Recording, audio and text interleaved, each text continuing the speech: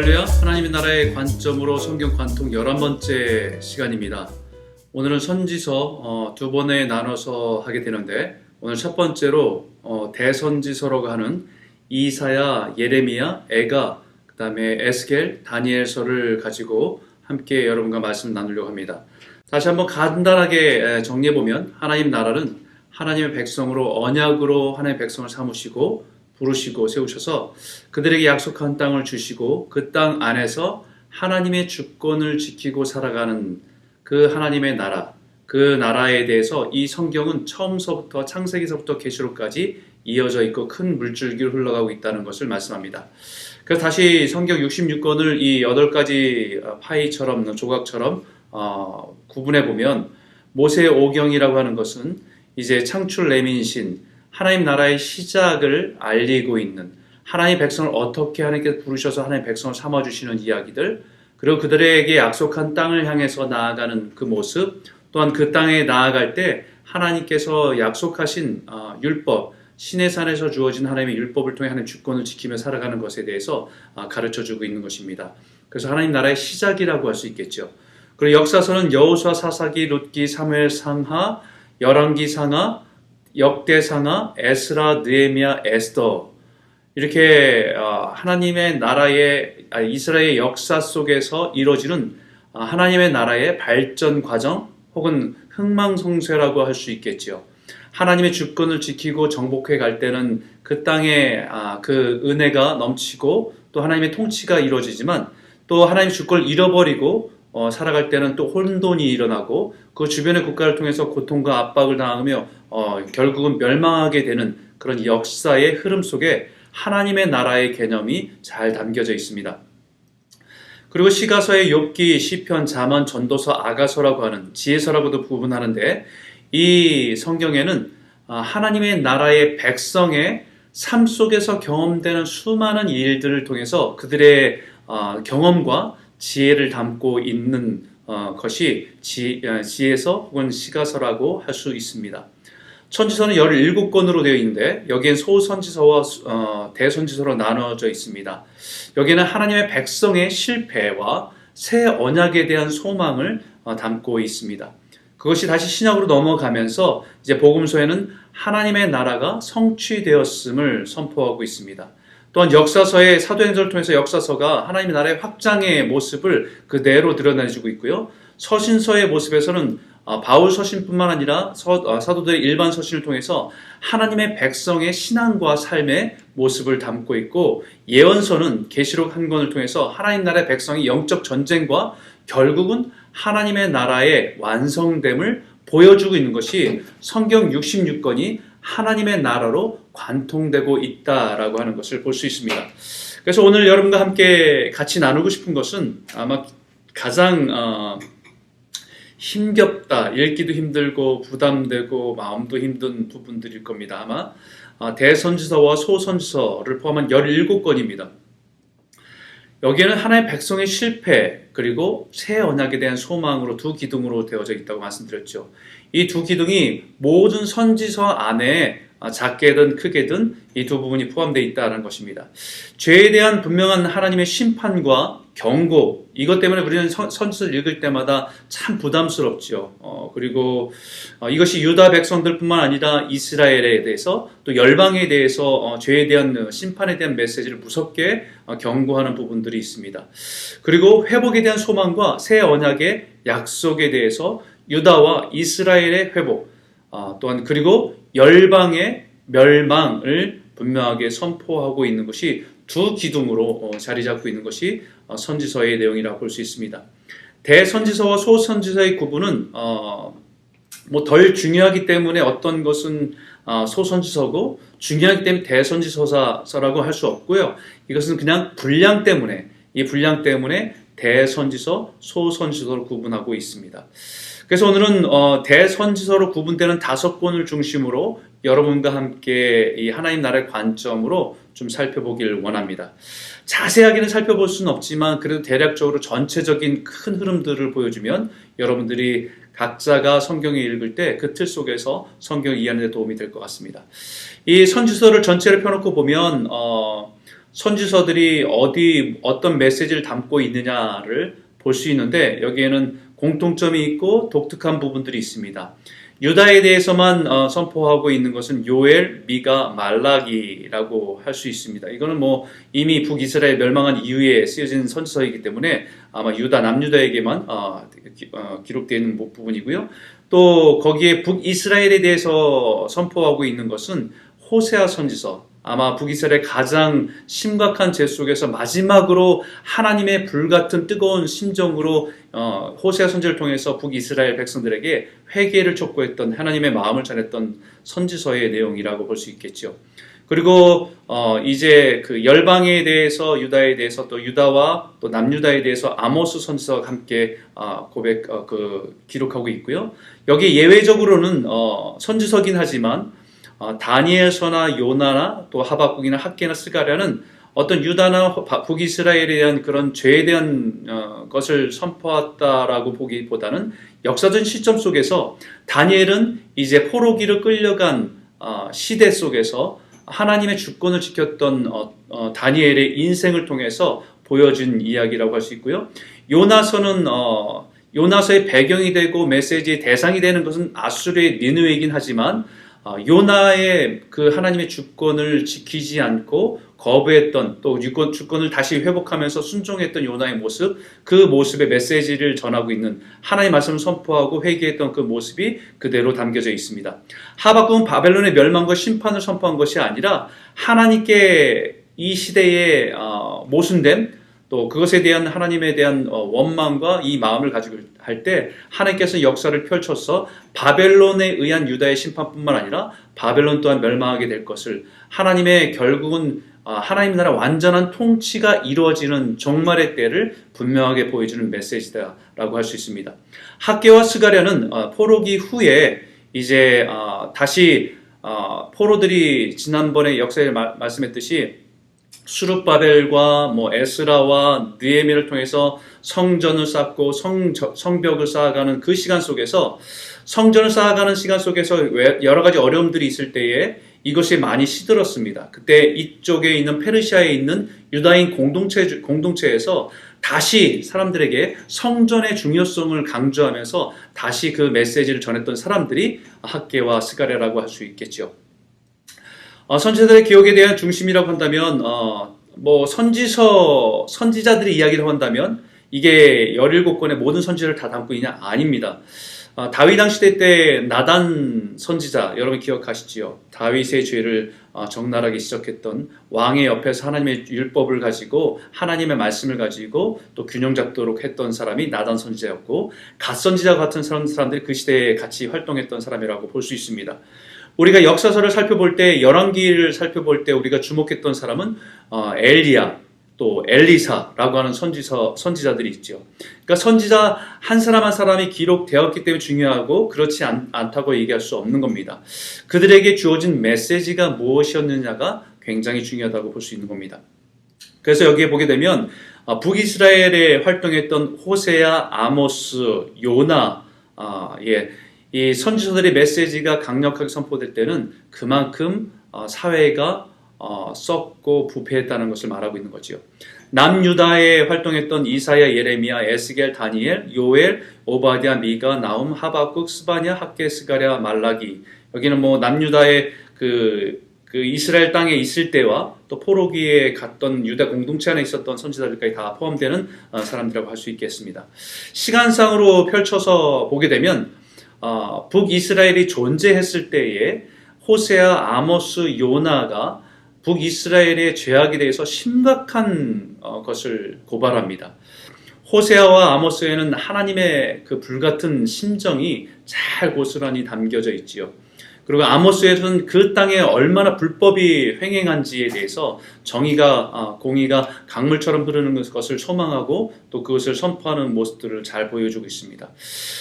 요나서의 선지자로서의 그 모습은 어떻게 보면 그 당시에 가장 강력한 아수르에 가서 그 회개의 메시지, 하나님의 메시지를 전파하라는 것을 거부했던 요나 선지자의 모습을 좀 이해할 수 있지 않을까라고 할 수 있습니다. 그 이후에 이제 북이스라엘 멸망하고 나서 이제 남유다에서는 이사야 선지자 미가가 북이스라엘의 멸망을 본 관점에서 다시 남유다에게 하나님의 메시지를 전하고 있다는 것을 느낄 수 있습니다. 시간적인 흐름 속에서 그런 부분들이 담겨져 있고요. 그 다음에 이제 남유다의 나훔과 하박국과 스바냐의 메시지가 있고, 그 다음에 남유다마저 멸망할 때에 활동했던 예레미야가 멸망 전과 멸망하는 모습을 함께 그의 사역 가운데 담겨져 있는 것을 볼 수 있습니다. 그리고 이쪽에 다니엘과 에스겔은 이제 포로기로 첫 번째로 끌려갔던 왕족이었던 다니엘, 그 다음에 에스겔이 두 번째에 포로기로 끌려갔던 사람으로서 그 드발강가에 앉아서 성전에 회파된 모습을 한탄하며 또 통곡하며 하나님께 기도했던 모습들이 그대로 담겨져 있지요. 그리고 학개요 스가랴는 아까도 얘기했지만 이제 포로기에 귀환했던 그 시점 속에서 성전을 식어졌던 마음들이 다시 한번 일으키기 위해 성전에 대한 중요성을 강조했던 선지자들이 학개와 스가랴고, 마지막 선지자는 말라기로서 이제 정말 어두운 시대, 그 백성들이 정말 그렇게 멸망할 수밖에 없었던 죄악에 대한 고백을 하게 되고, 결국은 소망이 공의로운 빛을 비춰주는, 그 어둠을 깨고 비춰주는 그 소망이 이제 메시아를 향해서 빛을 비추고 있는 것이 말라기라고 할 수 있습니다. 여기에 이제 이사야, 예레미야가 에스겔, 다니엘이라고 다섯 권의 성경이 있습니다. 여러분, 이 다섯 권이 대선지서의 메시지인데, 아까도 얘기했지만 분량이 많아서 중요한 것이 아니라 각자의 사명 속에서 하나님 주신 메시지를 가지고 담고 있다라고 할 수 있고요. 특별히 이 다섯 권의 선지서에는 이게 종말론적인, 어떻게 보면 신약과 연결되는 의미들이 참 많이 담겨져 있는 것을 보게 됩니다. 그 중에 먼저 이사야를 살펴보게 되는데, 이사야 선지자는 우시야, 요담, 아하스, 히스기야라고 하는 북이스라엘이 멸망하고 나서 아수르가 굉장히 가장 강성했을 때에 사역했던 선지자입니다. 거기에 이사야의 하나님 나라의 관점에서의 의미를 살펴보면 심판의 필요성과 메시아에 의한 하나님 나라의 소망이라고 할 수 있습니다. 여기 중심된 구절은 이사야서 53장 6절에 있는 말씀입니다. 우리는 다 양 같아서 그릇 행하여 각기 제 길로 갔거늘 여호와께서는 우리 모두의 죄악을 그에게 담당시키셨도다 라고 말하고 있습니다. 우리는 다 양 같아서 그릇 행하여 각기 제 길로 갔거늘 여호와께서는 우리 모두의 죄악을 그에게 담당시키셨도다. 그러니까 멸망에 대한 메시지가 있지만, 그러나 거기서 끝이 아니고 하나님께서는 새 소망을, 그 메시아를 통해서 그 모든 죄를 담당케 하시고 새로운 소망을 이뤄가신다는 것을 펼쳐주고 있는 것이 이사야 선지자의 중심된 내용이라고 할 수 있습니다. 이사야 선지자를 쭉 펼쳐보면 다섯 부분으로 되어 있습니다. 첫 부분은 유다의 심판에 대해서, 북이스라엘의 심판을 보고도 아직도 그 죄악을 따라가고 있고 회개하지 않고 있는 유다의 심판에 대해서, 그리고 두 번째는 열방의 심판에 대해서, 열방도 동일하게 하나님의 심판 가운데 있다는 것을, 세 번째는 심판뿐만 아니라 하나님의 백성의 축복에 대한 메시지가 함께 담겨져 있고, 네 번째는 그 메시지 좀 떠나서 역사적인 흐름 속에 히스기야의 왕에 대한 역사의 이야기가 담겨져 있습니다. 어떻게 보면 개인적인 일이라고 할 수 있겠지만, 이 이사야와 함께 당시의 왕이었던 히스기야의 하나님의 나라에 대한 그 주권을 인정하고 몸부림쳤던 한 왕의 모습을 통해서 하나님의 나라에 대한 역사가 일어나고 통치가 일어나는 것을 보여주고 있는 그런 부분이라고 할 수 있겠죠. 다섯 번째는 소망입니다. 특별히 이사야 선지서에는 메시아에 대한 소망이 담겨져 있는데, 이것은 새 언약과 새 소망에 대한 메시지를 거의 절반에 가까운 분량을 가지고 할애해서 그 소망을 전달하고 있다라고 볼 수 있습니다. 다시 다이어그램으로 펼쳐보면 심판과 소망이라고 하는 두 기둥 안에, 심판은 유다뿐만 아니라 열방, 그리고 거기에 대한 하나님의 묵시, 그리고 나서 거기에 역사적인 부분들로 그 통치를 주권을 지켰던 왕의 모습을 통해 역사적인 부분들을 드러내고 있고요. 그 다음에 소망의, 메시아에 대한 하나님 나라의 소망에 대한 부분이 40장에서 66장까지 거의 절반에 가까운 많은 분량이 이제 멸망할 수밖에 없는 현실이지만, 그러나 하나님께서 우리에게 소망을 주신다라고 하는 어떤 하나님의 나라의 소망을 갖게 되는 메시지가 이사야 선지자의 중심된 내용입니다. 이 두 가지 틀에서 구분해 보면 심판에 대한 메시지는 예루살렘에 대한 메시지, 예루살렘에 대한 심판에 대한 메시지와 열방에 대한 심판에 대한 메시지가 함께 담겨져 있습니다. 여기 보게 되면 이렇게 말하죠. 하늘이여 들으라, 땅이여 귀를 기울이라. 여호와께서 말씀하시기를 내가 자식을 양육하였거늘 그들이 나를 거역하도다. 소는 그 인자를 알고 나귀는 그 주인의 구유를 알고만은 이스라엘은 알지 못하고 나의 백성은 깨닫지 못하는도다 하셨도다.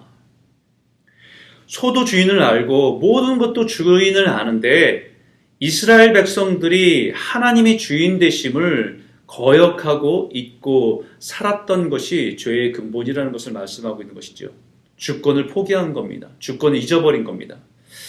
그로 인해서 1장 7절에 보게 되면 그로 인해서 땅이 황폐하게 되고 그 땅 안에서는 남은 자, 생존자들이 결국은 그들을 통해서 하나님께서 다시 그루터기와 같이 새 소망을 이루신, 새 소망의 새 민족을 이루실 하나님의 계획을 이뤄 가실 것이다 라는 소망을 줍니다. 그 비유를 포도원의 비유로 설명을 하고 있는데 여기 이렇게 말합니다. 5장에 나는 내가 사랑하는 자를 위하여 노래하되 내가 사랑하는 자의 포도원을 노래하리라. 내가 사랑하는 자에게 포도원이 있으며 심히 기름진 사내로다.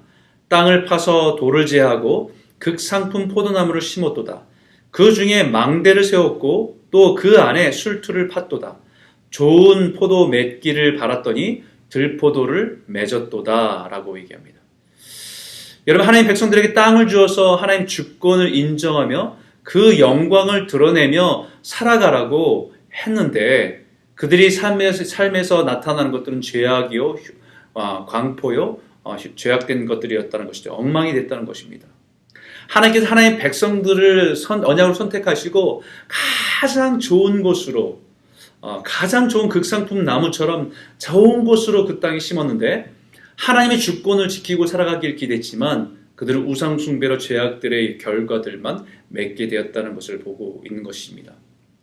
이것은 하나님의 이스라엘 향한 하나님의 사랑과 수고를 포도원을 가꾼 모습들로 얘기합니다. 돌을 다 재내고 또 망대를 세워놓고 가지치기를 하고 울타리를 만들어 놓고 밖에서 어떤 들짐승이 오지 못하도록 그 포도원을 다 지키는 그 모든 수고를 한 분이 하나님이신데 그 포도나무는 그 열매를 없이 결국은 들포도를 맺어가는 모습으로 그들이 죄악된 모습으로 걸어갔다는 것을 표현하고 있는 것이죠. 6장 11절부터 13절까지 보게 되면 그 중에 10분의 1이 아직 남아있을지라도 이것도 황폐하게 될 것이나 밤나무와 상수리나무가 배임을 당하여도 그 구루터기는 남아있는 것 같이 거룩한 씨가 이 땅의 구루터기니라 하시더라 라고 말씀합니다. 하나님께서는 이 이스라엘 백성들의 죄악 때문에 남유다 또한 결국은 심판받을 수밖에 없지만 그러나 하나님께서는 그 약속을 파기하지 않고 남은 자들 통해서 새 소망을 통해서 하나님의 나라를 이뤄가시겠다라고 하는 것을 말씀하고 있는 것입니다. 땅 위에 황폐하게 되었어도 그루터기를 남겨서 하나님의 언약을 지키시기 위한 하나님의 거룩한 백성들로 세워가시겠다라고 하는 메시지입니다. 그것이 이사야 11장의 이새의 줄기 한 싹에서 결실해서 한 싹에서 나와서 하나님의 나라를 이뤄가는 그것이 바로 예수 그리스도를 통해서 이루어지는 그 메시지를 전하고 있습니다. 이사야 11장 6절과 9절에 보면 이리와 어린 양, 표범과 어린 염소, 송아지와 어린 사자, 살찐 짐승이 함께 어우러져 살아가는 그런 모습들이 하나님의 통치 속에서 평화의 모습들이 아름다운 모습으로 회복되는 것에 대한 그 하나님 나라의 회복에 대한 소망을 갖게 하는 메시지입니다.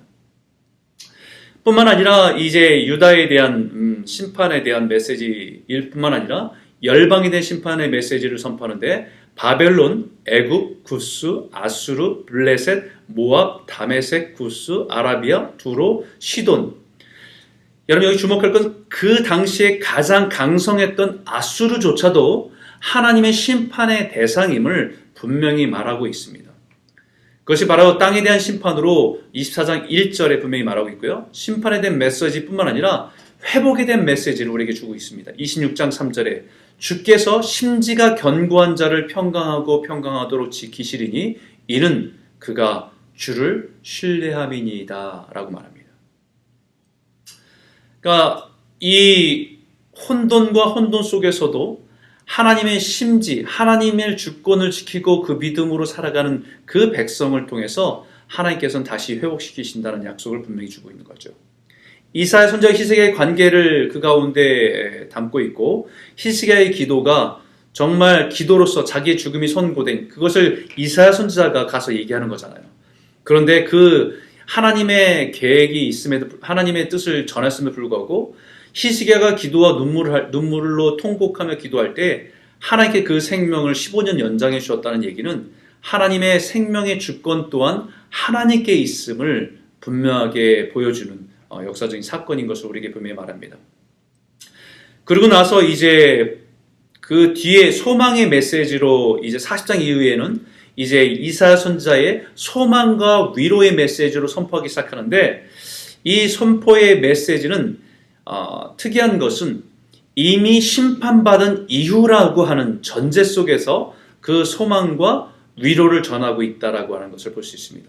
마치 징계 이후에 자녀들 돌보시고 품으시는 아버지 하나님의 사랑으로 우리에게 표현되고 있는 것을 말씀하고 있는데요. 여기 이렇게 말합니다. 너희의 하나님이 이르시되 너희는 위로하라. 내 백성을 위로하라. 너희는 예루살렘의 마음에 닿도록 말하며 그곳에서 외치라. 그 노역의 때가 끝나고 그 죄악이 사함을 받았느니라. 그의 모든 죄로 말미암아 여호와의 손에서 벌을 배나 받았느니라 할지니라 하시니라 라고 말씀합니다. 그러니까 심판받은 이후에 그 백성들을 향해서 아우르고 어르고 또 위로해 주는 하나님의 사랑으로, 자녀를 돌보시는 그 사랑으로 위로하시고 소망을 주는 그 모습입니다. 그런데 여기에 중요한 개념, 이미지 하나가 뭐냐면 하나님의 종을 통해서 하나님께서 이들에게 위로하고 계시다는 말씀이에요. 이사야 42장 1절부터 4절까지 내 마음에 기뻐하는 종, 그 종이 어떤 모습이냐면 고난받는 종으로 표현됩니다. 그러니까 종이 고난받는 종으로 표현되고 있다는 것은 자신의 유익과 자신의 주장이 아니라 철저히 자신을 보내신 하나님 앞에 순종적인 사역을 감당하는 종으로서의 모습, 자신이 감당하지 않아도 될 고난을 그 보내신 분에 의해서 그 고난마저도 기쁨으로 감당하는 그 종의 모습이 하나님 주권을 지키고 나아가는 종의 모습을 통해서 이스라엘 백성들 안에 하나님께서 그 종의 모습을 통해서 위로하시겠다라는 말씀입니다. 그리고 나서 이제 하나님 나라 65장 17절에 보라 내가 새 하늘과 새 땅을 창조하리니 이전 것은 기억되거나 마음에 생각나지 아니할 것이라 라고 말씀합니다. 66장 13절 14절에도 어머니가 자식을 위로함과 같이 내가 너희를 위로할 것인즉 너희가 예루살렘에서 위로를 받으리니 라고 말씀합니다. 하나님의 나라의 통치, 하나님 나라의 위로, 그 위로가 이스라엘 백성들 안에 그들이 징계받을 수밖에 없는 마땅한 형편에 있는 것이지만, 그러나 그 백성을 사랑하시는 하나님께서는 그들을 다시 위로하시고 품으시고 새 소망으로 그들을 다시 한번 온전케 하시겠다는 약속이 이사야 메시지의 소망의 메시지 안에 담겨져 있습니다. 그래서 이사야 66장 22절에 내가 지을 새 하늘과 새 땅이 내 앞에 항상 있는 것 같이 너희 자손과 너희 이름이 항상 있으리라 여호와의 말이니라. 하나님 나라의 완전한 통치, 하나님의 나라의 완전한 회복에 대한 메시지를 분명히 말씀해주고 있는 것이죠. 네, 그 다음에 이제 예레미야의 선지자의 예레미야로 넘어가겠습니다. 예레미야는 그 하나님 나라의 관점에서 의미는 예루살렘의 멸망과 새 언약의 소망이라고 합니다. 우리가 예레미야 선지자를 일컬어서 눈물의 선지자라고 말씀하잖아요. 그러니까 이스라엘 백성들의 남유다의 멸망을 보면서 하나님의 메시지를 전하는, 그러나 그 메시지를 거부하고 듣지 않는 백성들 사이에서에 있는 눈물로 그 메시지를 전하는 예레미야 선지자의 모습을 그대로 담고 있는 거지요. 여기에 중심된 말씀이 이겁니다. 여호와의 말씀이니라 보라 날이 이르리니 내가 이스라엘 집과 유다 집에 새 언약을 맺으리라. 새 언약입니다. 하나님의 백성은 실패했습니다. 이제 그 율법을 지키며 살아가는 이스라엘 백성은 실패했습니다. 그러나 그렇다고 해서 이들을 징계할 수밖에 없지만, 그러나 그 언약을 파기하지 않으시고 하나님의 새 언약을 통해서 하나님의 새 백성들을, 하나님의 백성들을 회복시키겠다는 약속을 분명하게 말씀하고 있는 것이죠. 그래서 예레미야 선지서도 네 부분을 나눠주는데 첫 번째는 유다의 심판과 예레미야 선지자의 활동을 얘기합니다. 메시지를 전하고 그들 가운데 고통을 겪고 힘겨운 시간들을 보내는 것들을 보게 됩니다. 두 번째는 새 언약에 대한 소망을 중간에 선포하고 있고, 세 번째 열방의 심판과 또 네 번째는 결국 예루살렘이 멸망하는 모습까지 예레미야 선지서에 담겨져 있습니다. 이것을 다시 다이어그램을 정리해서 표현해 보면 가장 중심에는 예레미야 선지의 가장 중심에 새 언약이 있습니다. 그리고 나서 유다의 심판에 대한, 그리고 그 심판에 대한 메시지를 전하는 예레미야의 사역에 대해서 1장부터 45장까지 펼쳐져 있고요. 그 다음에 열방에 대한 심판을 보여주고, 지금은 열방이 강성해 보이는 것 같아도 하나님의 주권 안에 열방이 심판받을 수밖에 없는 운명인 것을 분명히 말합니다. 그러고 나서 실제적으로 그 예언된 말씀처럼 예루살렘의 멸망된 모습을 기록하고 있는 것이 예레미야의 선지서의 모습입니다.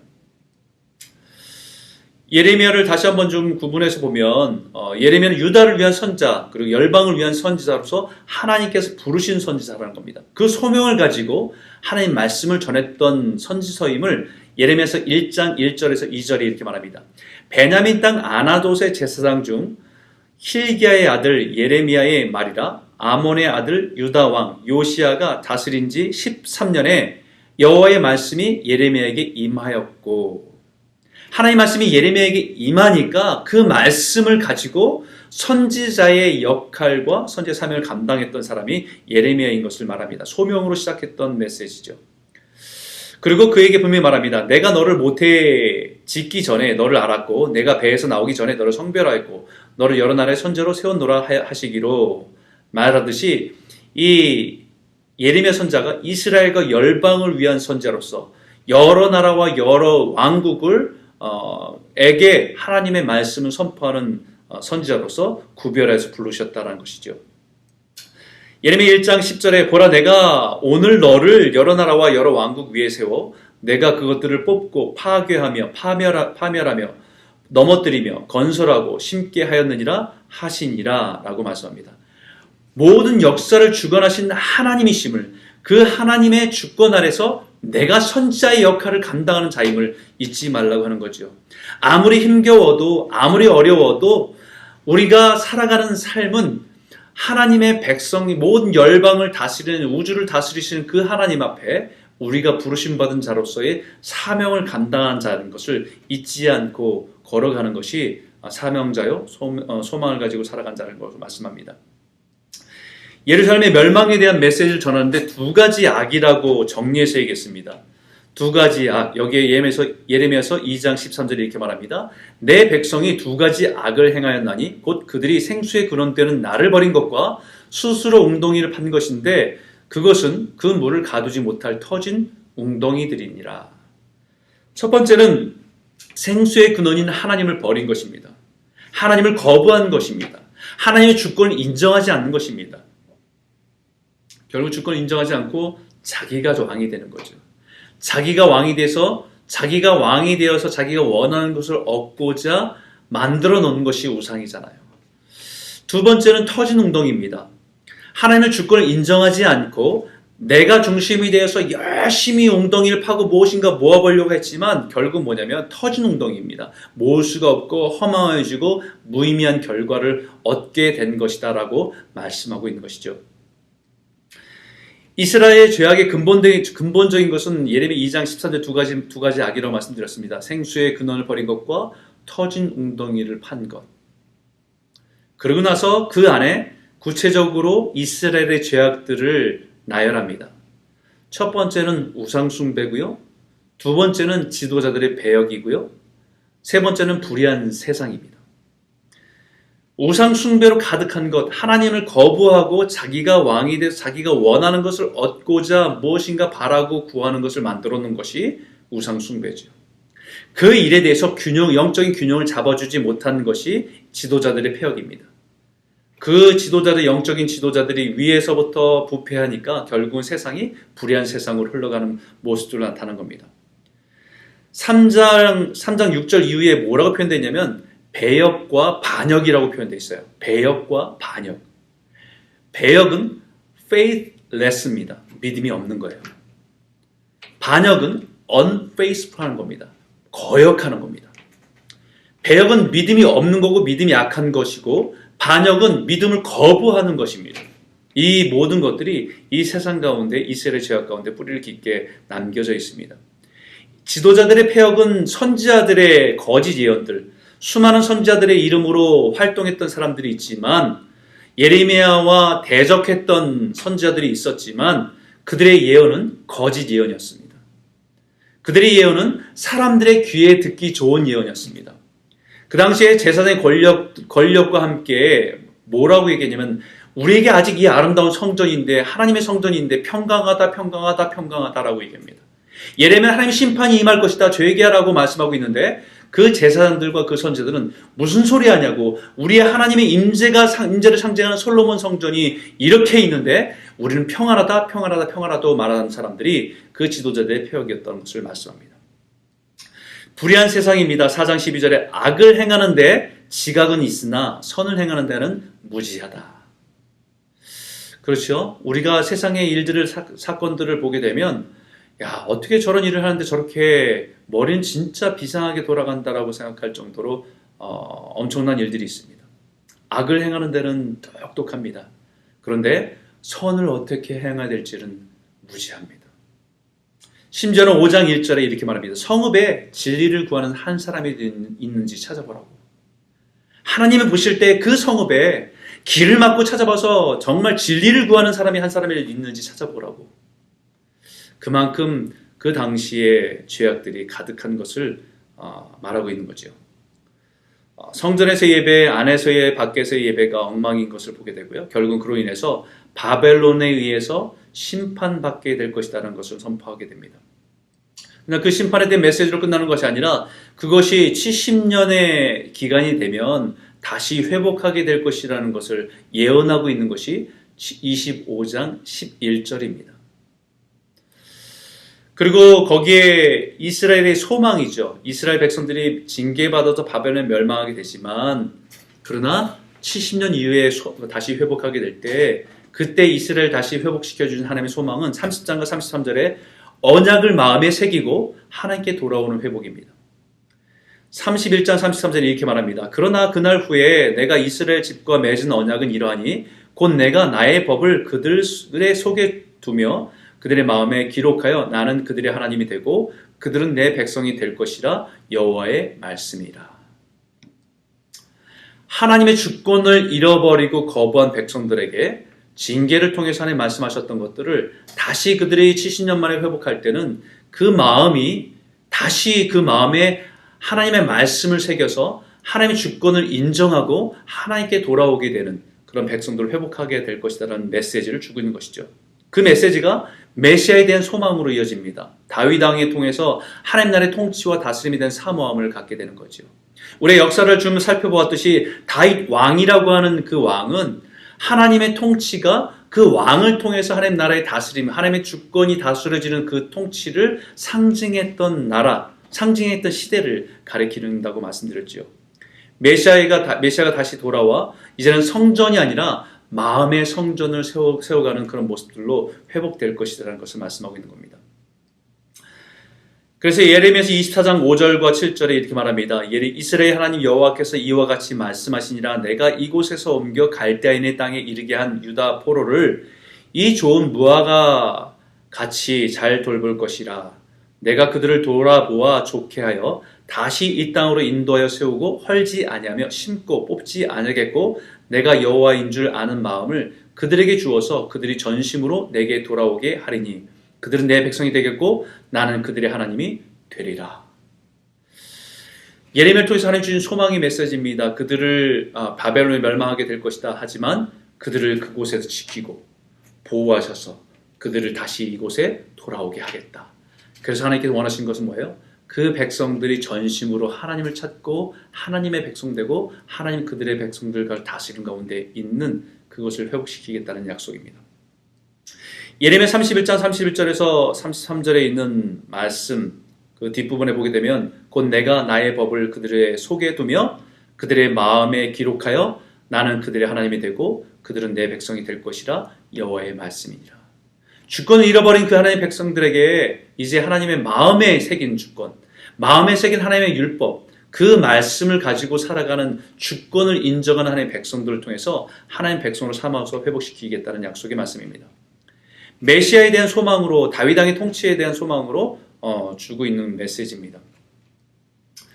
그러고 나서 이제 열방에 대한 메시지로 예레미야 선지자의 뒷부분은 이루어져 있는데요. 블레셋, 애굽, 모압, 다메섹, 암몬, 에돔, 아랍, 엘람. 이스라엘 백성들이 흠모하고 어떻게 보면 닮고 싶고 그들의 부유함도 따라가고 싶고 했던 모든 나라들이 결국은 하나님의 심판 가운데 놓이게 된 것이다라고, 그 중심에 그렇게 강력했던 바벨론 또한 하나님의 심판 가운데 놓이게 될 것이라고 하는 하나님 역사를 주관하신 그 하나님 앞에 이스라엘 백성들의 역사를 보게 되는, 그런 하나님의 주권을 보게 되는 메시지로 말씀하고 있습니다. 그러고 나서 이제 예레미야 52장은 우리가 열왕기 하의 25장과 같은 내용을 담고 있습니다. 무슨 내용이냐면 마지막 왕 시드기야가 포로로 바벨론에 끌려갔지만 바벨론 왕의 선대를 받아서 그에게 베푸는 그런 것들을 쓰고 또 먹게 되고 그 잔치에서 함께 있게 되는 그런 모습으로 마지막 모습을 담고 있습니다. 그것은 무엇을 얘기하는 거냐면 포로로 끌려갔지만 비참한 모습이긴 하지만 하나님께서는 그 백성들을 지키시고 돌보신다. 그래서 마지막에 그 시드기야 왕의 모습이 날마다 쓸 것을 죽는 날까지 받았다라고 고백하고 있는 표현은 왕이 그렇게 선대받았다는 것을 표현하고 있는 것이지만 그 의미 속에서는 하나님의 백성들을 하나님께서 그렇게 끝까지 은혜에 베푸셔서 보호하셨다는 메시지를 담고 있는 것이죠.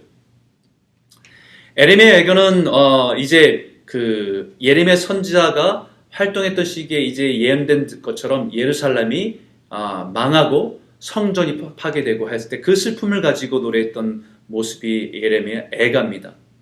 그 의미는 멸망의 슬픔과 회복의 간구라고 할 수 있고요. 그 중심 구절은 여호와여 우리를 주께로 돌이키소서 그리하시면 우리가 주께로 돌아가겠사오니 우리의 날들을 다시 새롭게 하사 옛적 같게 하옵소서라고 고백하고 간구하고 있는 모습입니다. 짧게 5장으로 되어 있는데 여기에는 멸망의 슬픔과 회복의 간구가 간절하게 담겨져 있지요. 1장은 그 회파된 정말 예레미야 예언처럼 망하고 비참해진 현실을 고백하고 있고 그렇게 된 원인이 무엇인지를, 죄에 대한 원인에 대한 고백을 담고 있고 3장엔 소망을 가지고 또 회개하며 하나님께 간구하는 모습들로 담고 있는 것이 예레미야 예가의 모습입니다. 에스겔입니다. 에스겔은 여러분이 알다시피 이제 멸망하고 첫 번째로 포로를 끌려갔던 첫 번째 사람들은, 바벨론 끌려갔던 사람들은 왕족과 귀족입니다. 그 중에 포함된 사람이 다니엘이죠. 두 번째 포로기로 끌려갔던 무리 중에 이제 귀족들이 있고 여러 장인들이 있고 했던 부분에 에스겔이 그 안에 포함되어 있습니다. 포함되어 있는데 이 포로기로 끌려갔던 모습에서 이제 이 하나님 나라의 관점에 그 에스겔의 의미를 보면 죄에 대한 심판과 새 성전을 통해서 하나님 나라의 회복을 소망하게 되는 모습이 에스겔서에 담겨져 있다. 그래서 이 중심 구절은 에스겔 48장 35절이라고 할 수 있습니다. 그날 후로는 그 성읍의 이름을 여호와 삼마라 하리라. 여호와 삼마, 여호와께서는 항상 거기 계시다. 왜냐하면 이 에스겔이 이 예루살렘의 멸망도 보았고 이제 예루살렘 성전이 무너지고 파괴되는 비참한 모습을 보면서 성전이 무너졌다는 것이 그들에게는 어떤 의미일까요? 하나님이 우리에게 떠났나? 하나님이 우리의 삶 가운데 죽으셨나? 여러 가지 혼돈스러운 신학적인 그런 모습에서 이 에스겔을 통해서 하나님이 주시는 메시지는 비록 건물이라고 하는 성전은 무너졌지만 이제 하나님의 성전에 대한 회복의 메시지 환상을 통해서 이들을 통해서 하나님의 성전을 지어가신다. 그리고 그에게 주신 메시지가 여호와께서는 항상 우리와 함께 계셨구나라고 하는 메시지를 주시는 것입니다. 이것은 건물이 아니라 하나님을 찾는 자들 안에 하나님의 성전으로 그들과 함께 계신다고 하는, 하나님이 임재하고 계시다는 메시지로 주시는 것입니다.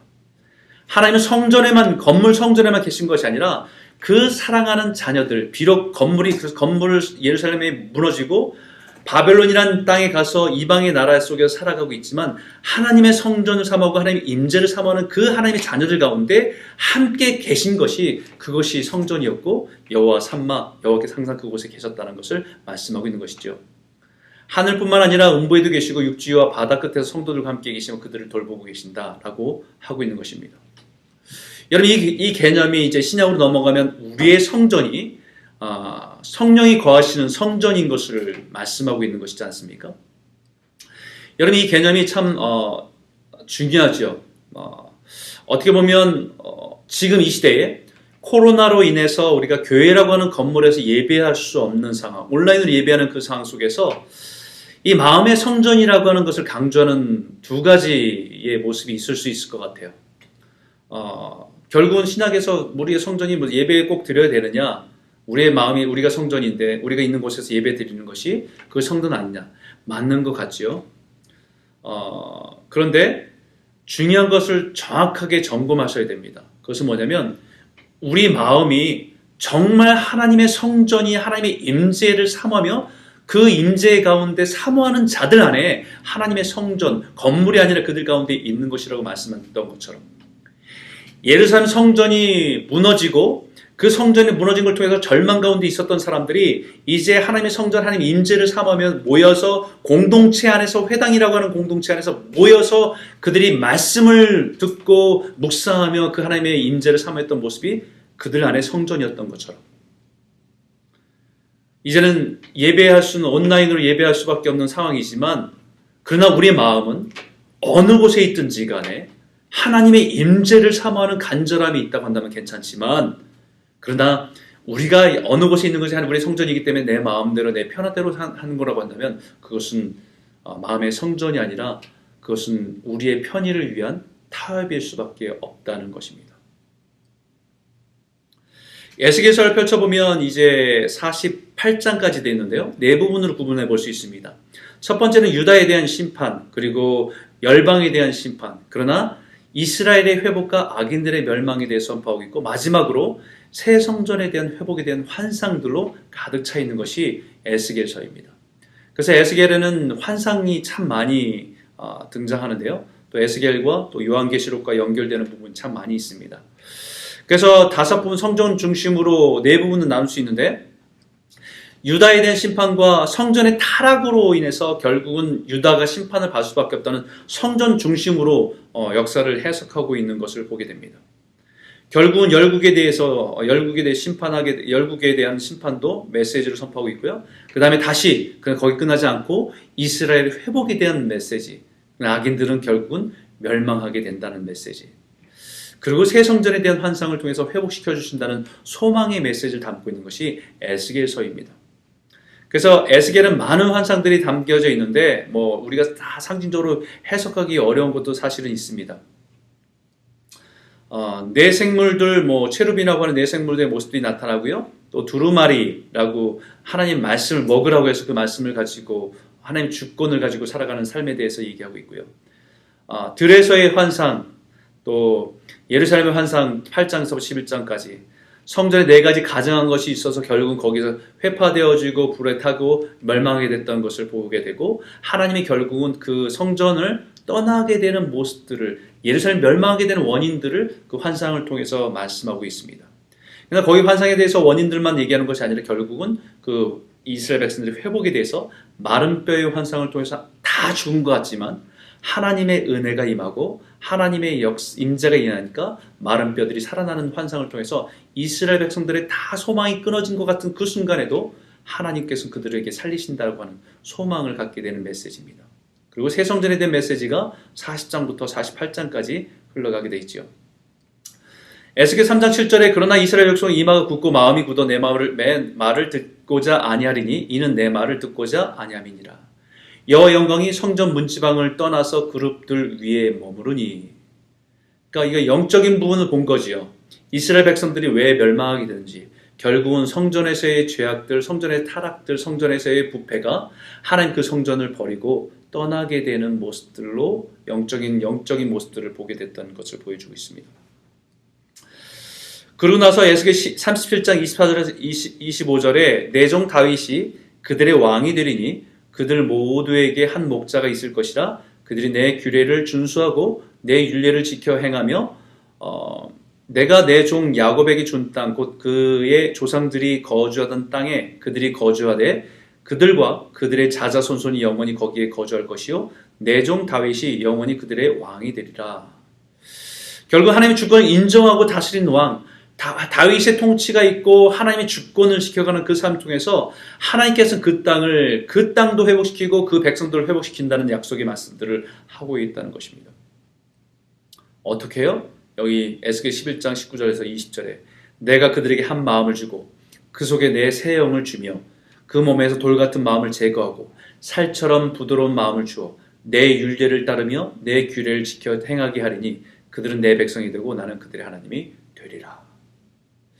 그들의 있는 마음들을 다 갈아엎으셔서 부드러운 마음 가운데 하나님의 은혜를 주시고 성령의 마음을 주셔서 그것을 통해서 그 백성들이 하나님의 주권을 지키며 살아가는 모습이 하나님의 백성으로 회복되는 모습인 것을 분명히 말씀하고 있는 것이죠. 그래서 결국은 에스겔서의 가장 중심적인 핵심은 성전입니다. 이스라엘 백성들의 실패의 원인도 성전이었고 그 다시 이스라엘 백성들을 회복시켜 주신다고 약속하는 것도 성전이었습니다. 이스라엘 백성들이 멸망한 그 땅 가운데 살아가는 그 바벨론 안에 살아가는 모습에서도 건물 성전은 없지만 하나님의 임재를 사모하는 그들 가운데 함께 계신 모습이 여호와 삼마 그들 가운데 계셨다라고 하는 하나님의 성전이 회복되어지는 것을 말씀하고 있는 것으로 이어지고 있습니다. 에스겔 43장 4절에 여호와의 영광이 동문을 통해서 성전으로 들어가고 아까 떠났던 성전에서 하나님이 그 죄악을 떠났던 모습이 이제 다시 성전으로 돌아가는 모습으로 회복의 모습 메시지를 보여주고 있는 것이지요. 그 사방의 합계는 18,000척이라 그 후에 그날 후로는 그 성읍의 이름을 여호와 삼마라 하리라. 건물 중심이 아니라 신앙이 중심인 하나님의 임재를 사모하는 믿음의 중심인 성전을 지어가는 회복의 모습으로 말씀하고 있습니다. 다니엘서입니다. 다니엘서는 하나님 나라의 관점에서의 의미를 생각해 보면 다니엘과 세 친구의 믿음과 하나님 나라의 묵시입니다. 여기에 중심 구절은 이거죠. 7장 27절입니다. 나라와 권세와 온 천하 나라들의 위세가 지극히 높으신 이의 거룩한 백성에게 붙임바되리니 그의 나라는 영원한 나라이라. 모든 권세 있는 자들이 다 그를 섬기며 복종하리라 라고 말씀합니다. 네, 모든 나라의 권세를 주권을 갖고 계신 분은 하나님이심을 선포하고 있는 메시지요. 다니엘에서는 12장까지 되어 있는데 마치 다니엘의 인생 스토리처럼 전기처럼 이루어지고 있지만 사실은 다니엘을 통해서 말씀하시고 싶은 것은 하나님의 나라의 예언된 묵시와 하나님의 주권을 선포하고 있는 것입니다.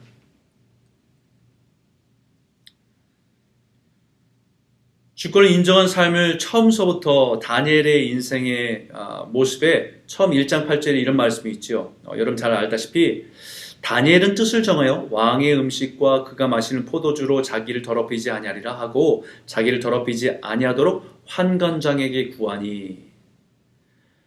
여러분 이 얘기 뭡니까? 우리의 정체성은 하나님의 주권 아래 살아가는 사람들입니다라고 고백이 다니엘의 뜻을 정해서 살았다는 것입니다.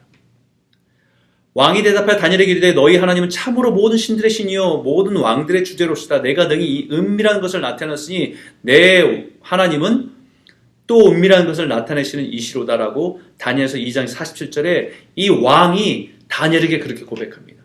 네가 믿는 그 왕이 하나님이 진짜 신이다라고 고백하는 것이죠. 이 다니엘의 역사 속에서 하나님이 역사를 주관하시는 하나님 주권을 지키고 살아가는 그 인생을 통해서 하나님의 역사를 드러내시는 이야기가 이제 다니엘서에 나타나고 있는 것이죠. 여러분 그 풀무불에 들어가게 되는 위기에 처한 다니엘 친구들의 이야기 속에서도 이렇게 고백합니다. 그렇게 아니하실지라도 하나님 우리를 그 가운데 지키실 것입니다 라고 확실한 믿음이 있지만 그렇게 아니하실지라도 왕이여 우리가 왕의 신들을 섬기지도 아니하고 왕이 세우신 금신상에 절하지도 아니할 줄 아옵소서. 우리는 하나님의 왕되심을 지키며 그 주권을 지키고 살아가는 사람들입니다 라고 하는 믿음의 고백으로 고백하고 있는 것입니다.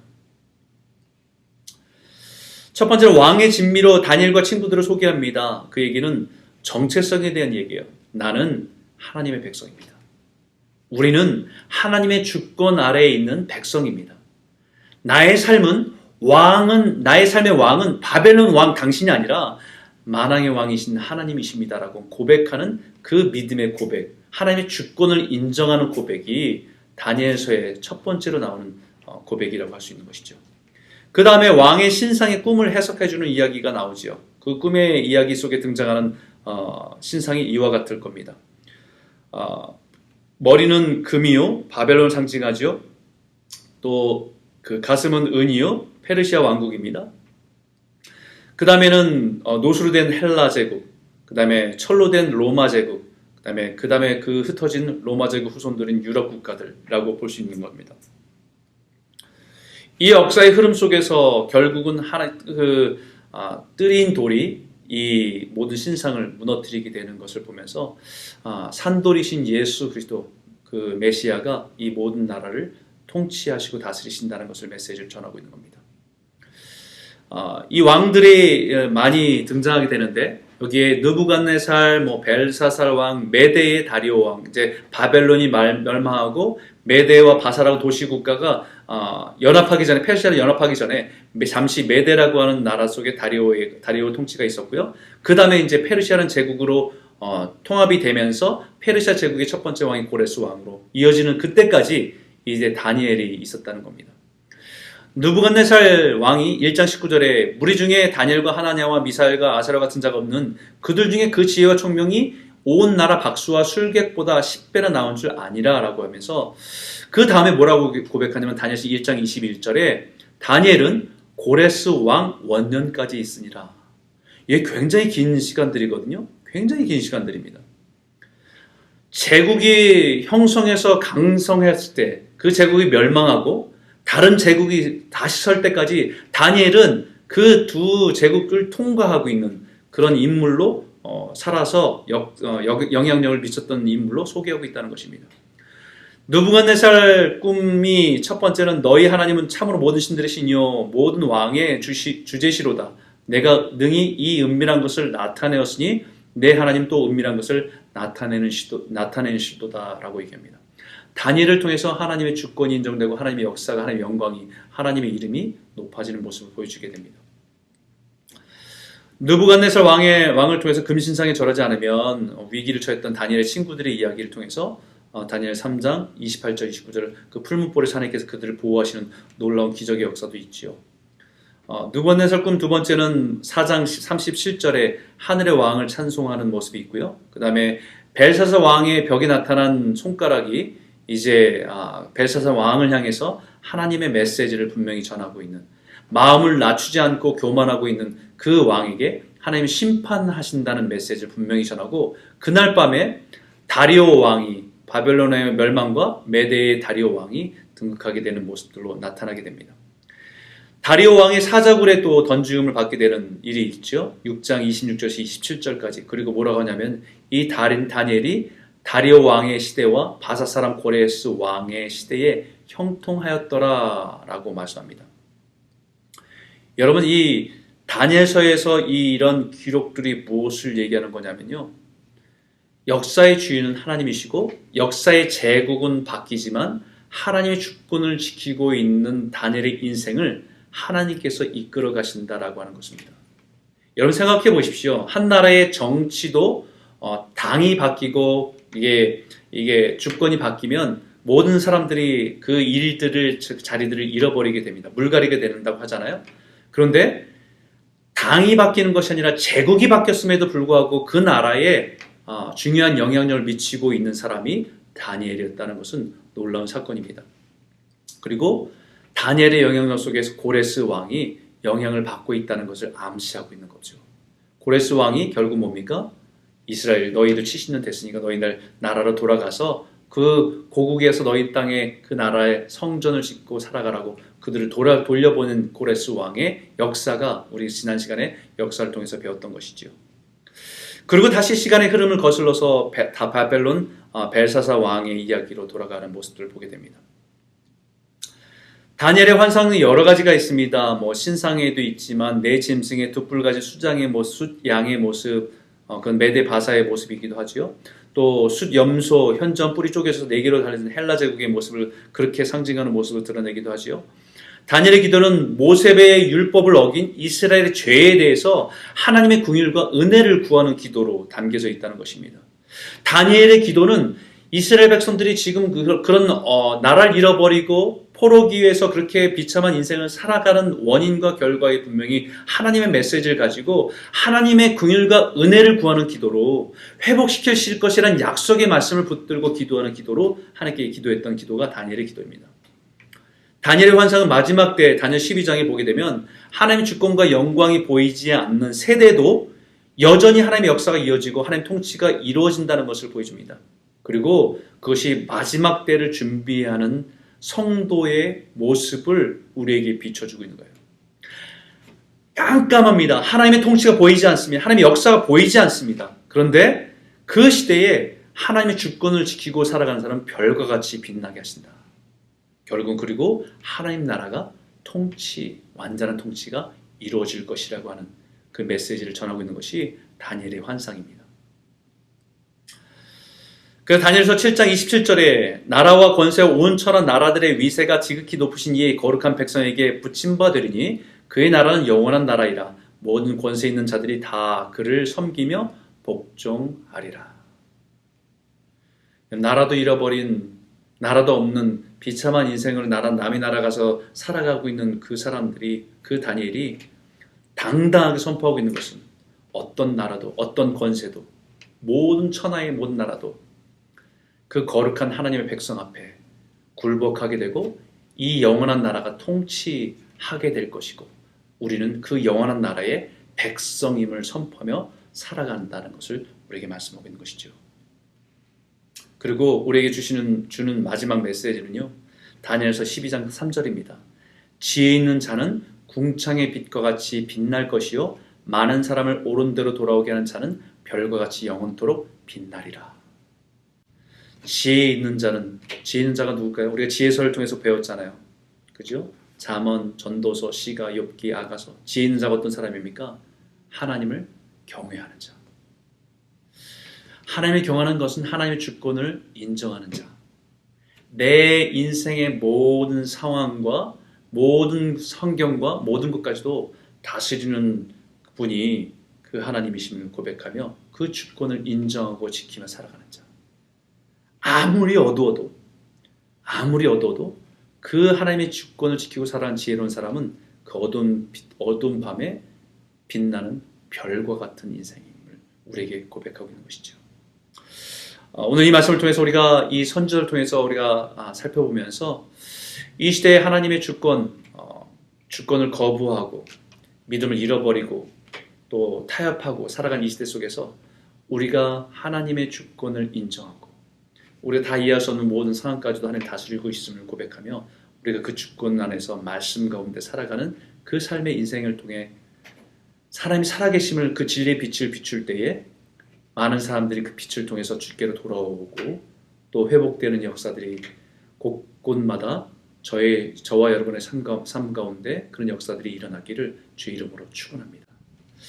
네, 오늘 강의 여기까지고요. 다음 주에는 하나님 나라 관점으로 구약 관통 135페이지에서 149, 289에서 335까지 그리고 소선지서 12권을 여러분들이 읽을 수 있으면 좀 읽어보시면 좋겠다 생각됩니다. 네, 여러분 한 주간도 주님의 은혜 가운데 평강 가운데 잘 지내시고요. 건강하게 지내시기 바랍니다. 네, 감사합니다. 마치겠습니다.